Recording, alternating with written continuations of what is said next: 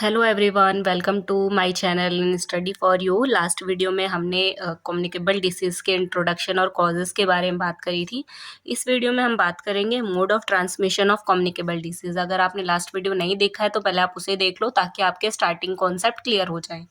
तो चलो स्टार्ट करते हैं कि कौन कौन से मोड होते हैं जिनके थ्रू कम्युनिकेबल डिसीज़ जो है ट्रांसमिट करती है। ट्रांसमिट करना मतलब क्या होता है, एक इंसान से दूसरे इंसान में कैसे ये चले जाते हैं, ठीक है।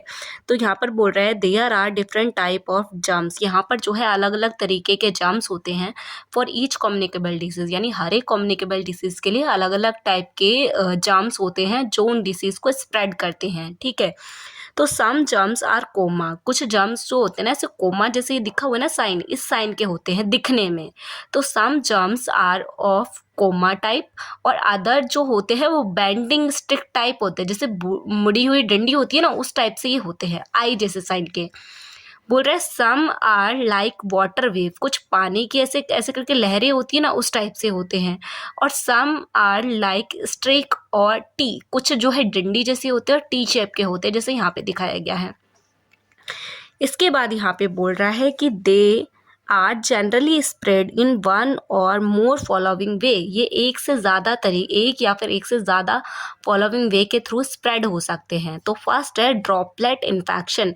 ये ड्रॉपलेट इन्फेक्शन की बात ना मैंने आपको लास्ट वीडियो में भी बताया था। इसमें क्या होता है कि जैसे मान लो आपको कोल्ड हो रहा है, ठीक है, तो अगर आप उस क्लीन एनवायरनमेंट के अंदर स्नीज करते हैं यानी आपको छींक आती है, या फिर अगर आप खांसी करते हैं, कफ करते हैं, तो उस टाइम पे क्या होता है कि आपके माउथ से एक छोटी टीनी ड्रॉपलेट जो है रिलीज होती हैं। तो जो वो छोटी टीनी ड्रॉपलेट होती है ना, अगर वो किसी एनवायरनमेंट में है और कोई हेल्थी पर्सन उस एनवायरनमेंट के अंदर इनहेल करेगा, सांस को अंदर लेगा या फिर बोलेगा कुछ भी, तो उसके माउथ के थ्रू वो जो वायरस हैं, वो बैक्टीरियाज हैं, वो जर्म्स हैं, वो उसकी बॉडी में एंटर कर जाएंगे और वो हेल्थी पर्सन बीमार हो जाएगा, उसको खांसी जुकाम हो जाएगा, ठीक है। तो यही है ड्रॉपलेट इन्फेक्शन वाला कॉन्सेप्ट। तो यहाँ पर बोल रहा है कि देखो यहाँ पर ना अराउंड वो एयर में 10 फीट के समथिंग रहती हैं, ठीक है, 10 फीट के अराउंड रहते हैं। इतने दूर तक अगर कोई इंसान स्नीज कर रहा है, खांसी कर रहा है, तो 10 फीट दूरी तक वो जा सकते हैं एयर में, और काफ़ी हाई स्पीड से होते हैं वो। तो इस पूरे पोर्शन के अंदर यही सारी चीज़ों को आपको बताया गया है। नेक्स्ट है यहाँ पर डायरेक्ट कांटेक्ट। डायरेक्ट कांटेक्ट के अंदर क्या है, डायरेक्ट कांटेक्ट मैंने आपको पहले भी बताया था, जिसके अंदर क्या होता है कि जैसे क्या कहते हैं, जैसे कि आप किसी से हैंडशेक करते हैं और टच होते हैं किसी से, तो उस टाइम पे जो स्प्रेड होते हैं बैक्टीरियाज, वायरस, जर्म्स, तो वो सभी डायरेक्ट कांटेक्ट के अंदर आते हैं। यहाँ पर देखो, जैसे कि जो सेक्सुअल ट्रांसमिशन डिसीज़ होती है इसको शॉर्ट में लिखा जाता है एसटीडी। कभी कंफ्यूज मत होना, एसटीडी का मतलब यहाँ पर ये है कि सेक्सुअली ट्रांसमिटेड डिसीज़, यानी जो सेक्सुअल कांटेक्ट के थ्रू फैलती हैं, like syphilis and scabies spread by. जो स्कैबीज होता है इसका मतलब होता है खुजली, खाज, इस तरीके जो चीज़ें होती है ना वो यहाँ पे रहती है। Spread by contact with a infected individual और वेयरिंग क्लॉथ। और देखो यहाँ पे बोल रहा है अगर कोई इंसान इन्फेक्टेड है और अगर आप उसके कपड़ों को वियर करते हैं, अगर आप उस इन्फेक्टेड पर्सन के कपड़ों को वियर करते हैं, उसके साथ सोते हैं, या उसके इन्फेक्टेड बेड पे आप सोते हैं, यहाँ पर क्या कहते हैं किसिंग, हैंड शेकिंग, ये सभी चीज़ें इसके अंदर इंक्लूड होती हैं डायरेक्ट कांटेक्ट के अंदर। तो इन सभी चीज़ों के थ्रू जो स्प्रेड हो जाएगा उसे डायरेक्ट कांटेक्ट के थ्रू आप बोल सकते हैं। नेक्स्ट है थ्रू इमीडिएटरी होस्ट, यानी कोई एक दूसरा बैक्टीरिया, वायरस आपकी बॉडी में एज अ होस्ट की तरीके से वर्क करेगा और डिसीज़ को स्प्रेड करेगा। यहाँ पे जैसे कि organism adopt various means like less, जैसे कि जो होती है जो आपके बॉडी पे रहती है और वो एज अ होस्ट की तरीके से वर्क करती है और सारे लेस को रिप्रोड्यूस करती है, और फिर क्या करते हैं वो सारे मिलके मतलब एक डिसीज़ को स्प्रेड करते हैं।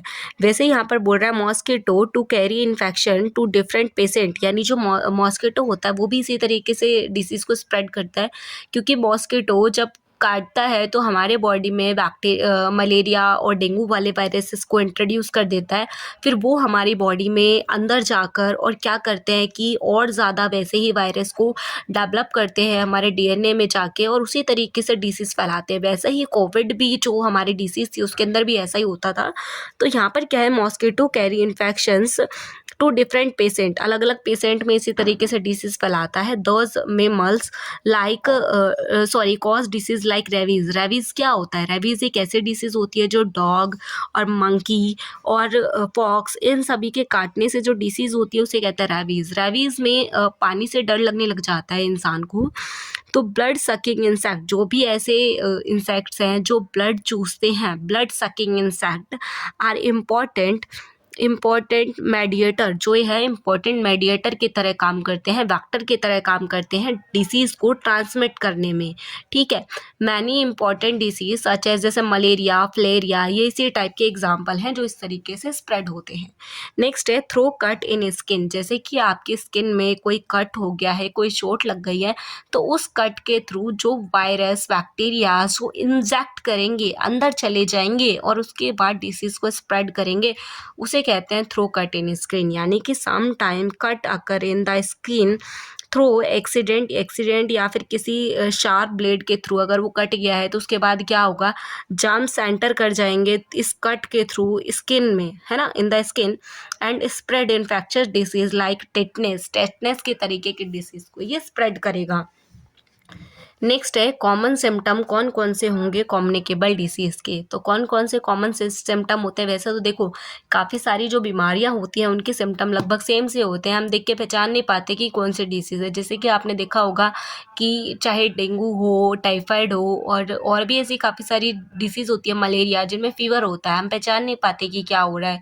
तो यहाँ पर उन्हीं सारी चीज़ों की बात करी गई है। Every communicable disease have some specific symptom but some of the symptoms are common in all. Like यहाँ पे बोल रहा है कि वैसे तो हर एक कम्युनिकेबल डिसीज़ के जो स्पेसिफिक सिम्टम्स होते हैं, साइंस होते हैं, बट कुछ ऐसे सिम्टम्स भी होते हैं जो कॉमन होते हैं सभी में। जैसे कि पहला है सीवरिंग का मतलब होता है कपकपाना। जैसे कि जब किसी को फीवर होता है तो फीवर में उसके बॉडी कांपने लगती है ठंड की वजह से, तो ये कपकपाना इसमें होता है। Severing is a one symptom, एक सिम्टम है जो कि सभी में कॉमन होता है, सभी डिसीज़ में mainly.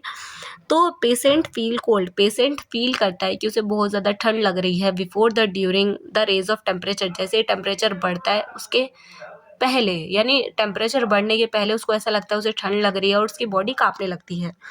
There is rise in temperature, it is because of toxin produced due to germs।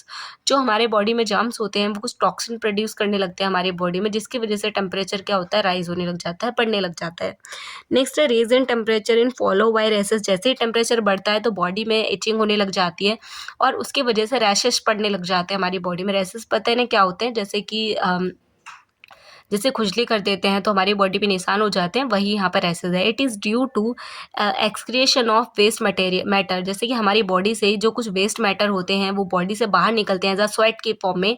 तो वहाँ पे क्या होता है, accumulated in a sweat gland and other body part, हमारे जो बॉडी पार्ट पे जो स्वेट ग्लैंड होते हैं वहाँ पर कुछ स्वेट अकोमलेट हो जाता है। अकोमलेट मतलब इकट्ठा हो जाता है, या फिर कोई वेस्ट मैटर इकट्ठा हो जाता है बॉडी से बाहर निकल के, तो उसकी वजह से क्या होता है, हमें इचिंग होती है और हमारे बॉडी पे स्किन पे रैशेस हो जाते हैं। ठीक है, वो ऐसा कब होता है, जब टेम्परेचर बढ़ने लगता है। तो नेक्स्ट है हेडेक यानी सर में दर्द, नॉर्मल होता है, कॉमन होता है। नेक्स्ट नोजिया क्या है, जी मिचलाना और vomiting, and a sore throat यानी गले में खराश होना आर वेरी कॉमन सिम्टम है ये सभी।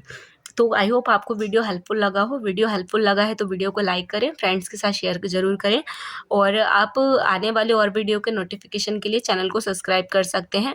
और नेक्स्ट वीडियो में हम बात करेंगे स्टेजेस इन इन्फेक्शन डिसीज़, और प्लस में हम नेक्स्ट वीडियो में बात करेंगे कि कौन कौन से प्रिवेंशन होते हैं कम्युनिकेबल डिसीज़ को कंट्रोल करने के लिए। तो मिलते हैं नेक्स्ट वीडियो में। Thank you so much watching this video.